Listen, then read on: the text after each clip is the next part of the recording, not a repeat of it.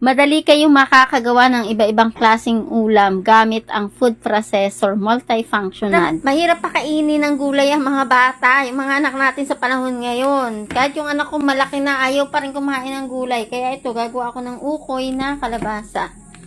Ayan. Ayan o, ang bilis na yan na grind o. Ay, naisipan ko na naman i-flex para sa inyo. Para mas mapadali yung mga gawain nyo. Makagawa kayo ng mga iba-ibang klaseng ulam. O, ayan o. Tunaw na ay durug na yung kalabasa. Matigas ang kalabasa ha, matigas. Pero kayang-kaya nito. Kahit yelo, kaya niya. O, ayan, another batch. Ganito muna kaunti. Sa mga gagamit ng ganito, kailangan ayusin nyo yung pagdiin dito. Wag yung magaan lang ha. Kasi matatanggal yan. O, dapat mayroon kang steady yung hawak mo. O, ayan. Yung kalabasa. Ayan o, ang bilis. Durug na agad. Sakto yan. Dami kong nag-grind ng kalabasa. So, gagawa ko ng soup. Gagawa rin ako ng okoy. Pancake o okoy.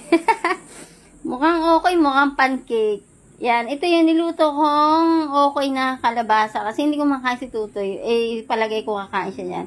Anong prepare nyo dyan na sausawan? Suka or ketchup? Ako kasi suka. Ito yan. Yan ang sausawan ko. Diba? Masarap naman yan. Kain na tayo!